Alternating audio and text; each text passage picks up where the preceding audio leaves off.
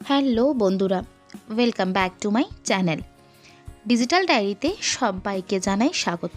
তোমরা সবাই কেমন আছো? আশা করি খুব খুব খুব ভালো আছো। আমিও খুব ভালো বিন্দাস আছি। আজকের দিনটা ছিল 1 জানুয়ারি 2024, আর আজকের দিনটা ছিল আমার জীবনের সব থেকে বড় স্পেশাল দিন, কারণ আমার মায়ের বার্থডে আজকে। তো মায়ের জন্মদিন বলে কথা, আজকের ব্লগটাকে মায়ের জন্মদিন দিয়েই শুরু করলাম। অবশেষে পেরিয়ে এলাম আর একটা বছর। অনেক কিছু হারালাম, অনেক কিছু পেলাম। সত্যি বলতে 2023-এ কী পেয়েছি আমার কিছু মনে পড়ছে না, তবে হারিয়েছি অনেক কিছু। তবে বলবো নতুন বছরটাই সব থেকে বড় পাওয়া। সবাইকে জানাই হ্যাপি নিউ ইয়ার। প্রত্যেকের নতুন বছরটা ভীষণ ভালো কাটুক। এখানে কিন্তু মাকে সারপ্রাইজ দেব বলে কেক কিন্তু আমার রেডি, সাজিয়ে নিয়েছি আর দরজাটা বন্ধ করে অন্ধকার করে রেখেছি। মা ঢুকে জাস্ট সারপ্রাইজ। সত্যি কথা বলতে এই ছোট্ট ছোট্ট আনন্দগুলোই আমাদের সাথে থেকে যাবে। কি দিলাম, কি উপহার দিলাম, কি নিলাম, সেটা কিন্তু খুব সাময়িক। এই আনন্দগুলোই আমাদের জীবনের সঙ্গী। মা এতটাই সারপ্রাইজ যে কপালে হাত দিয়ে দিয়েছে। সন্তান হিসেবে মাকে কি দিতে পেরেছি সত্যি আমি জানি না। চেষ্টা করি ছোট্ট ছোট্ট আনন্দগুলো দিয়ে মাকে হাসি খুশি রাখতে। আর মা খালি বারবার একই প্রশ্ন করছে, কখন করলি এসব, কখন গেলি, কোন ফাঁকে কি গিয়ে যেয়ে নিয়ে এসছি মা কিন্তু জানতেও পারেনি। আর হ্যাঁ, যেটা না বললেই নয়, এই কাজে কিন্তু হেল্প করেছে, পুরোটা সাজিয়েছে কিন্তু আমার বর, আর রেডি করেছে মানে কেকটা ঘরে ঢোকানোর জন্য সাহায্য করেছে কিন্তু আমার মেয়ে। আমার মায়ের কিন্তু এখন কেক কাটা কমপ্লিট।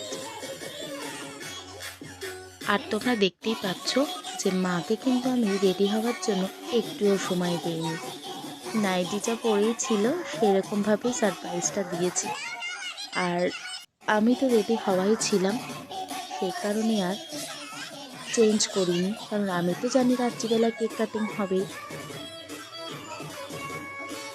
যেহেতু 12টার সময় কেকটা কেটেছিলাম, ডিনারটাও কিন্তু রাত হয়ে গেছিল, কারণ আমাদের বাড়ির পাশের মাঠে বিশাল বড় ফাংশন হচ্ছিল, বাজি প্রদর্শনী হচ্ছিল। সেটার ভিডিও আর করতে পারিনি, কারণ বিভৎস ভিড় ছিল। আমি জাস্ট 2 মিনিটের জন্য গেছিলাম। আজকে রাতে সম্পূর্ণ ডিনারটাও কিন্তু বাইরের থেকে আনা। প্রথমে ছিল কাবাব, তারপরে নিয়েছিলাম চিকেন বিরিয়ানি, আর তার সাথে ছিল চিকেন চাপ। কারণ তোমরা জানো আমরা ঘুরতে গেছিলাম, ভীষণ টায়ার্ড ছিলাম, বাড়িতে কিছু করা সম্ভব ছিল না। এরপর চলে আসলাম সোজা 1 জানুয়ারিতে। 1 জানুয়ারি দুপুরে লাঞ্চে মা ট্রিট দিয়েছিল সবাইকে, ভূতের রাজা দিল বরে। ওখানে গিয়ে কতক্ষণ ধরে লাইন দিয়ে অবশেষে জায়গা পেলাম।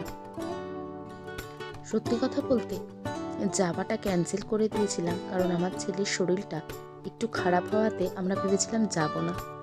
তারপরে দেখলাম একটু ঠিক হওয়াতে আবার গেলাম। ভিতরটাতে বেশ গরম ছিল। মেনু কার্ডটা দেখে নাও, একটুই দেখিয়েছি। এরপরে ঠিক হচ্ছে কি খাবার অর্ডার দেব। ডিসাইড করে উঠতে পারছিলাম না যে কি খাবো আর কি অর্ডার দেব। সত্যি কথা বলতে বেশি জিনিস অর্ডার আমরা দিইনি, যতটুকু খাবো ঠিক ততটুকুই অর্ডার দিয়েছি। ওই অর্ডার দিয়ে অল্প অল্প করে খেয়ে ফেলে দেব, ওই জিনিসটার পক্ষপাতিত্ব আমি নই। যতটুকু লাগবে ঠিক ততটুকু নাও, দরকার পড়লে আবার অর্ডার দিয়ে নেব। আমরা অর্ডার দিয়েছিলাম বাসমতি চালের ভাত, শুক্তো, মাছের মাথা দিয়ে মুগের ডাল, আলু ভাজা, আর তার সাথে ছিল রাজবাড়ির কষা মাংস। আর মেয়ের জন্য অর্ডার দেওয়া হয়েছিল বাসন্তী পোলাও, আর তার সাথে ছিল মাটন ডাক বাংলো। তাছাড়া আর কিছু অর্ডার দিইনি, এই খেয়েই আমাদের পেট ভরে গেছিলো। আর লাস্টে যে পানটা দেখতে পাচ্ছ, পানটা কিন্তু ছিল কমপ্লিমেন্টারি। প্রথমেই বললাম যে ছেলের শরীরটা ভালো লাগছিল না, ওর একটু পেটে প্রবলেম হচ্ছিল। খাওয়া দাওয়ার পরে ও কতক্ষণে বাড়িতে আসবে, সেই জন্য বারবার বলছিল বাড়ি চলো বাড়ি চলো। আর মারও আজকে থেকে কাজে জয়েনিং ছিল, তো মা ওখান থেকে সোজা ঢুকে গেল মায়ের কর্মস্থলে, আর আমরা চলে আসলাম সোজা বাড়ি। আজকের মতন এইটুকুই, বিদায় নেবার সময় হয়ে গেছে। তাই সবাইকে বিদায় জানিয়ে আজকের ব্লগটাকে এখানেই শেষ করলাম। দেখা হচ্ছে খুব তাড়াতাড়ি আর একটা নতুন কোনো ইন্টারেস্টিং ব্লগ নিয়ে। সবাই খুব ভালো থেকো, সুস্থ থেকো এবং সাবধানে থেকো। আজকের মতন টাটা। আর হ্যাঁ, ভিডিওটা ছেড়ে যাওয়ার আগে please please please like, comment আর শেয়ার করে দিও। কেমন লাগলো জানাতে কিন্তু ভুলবে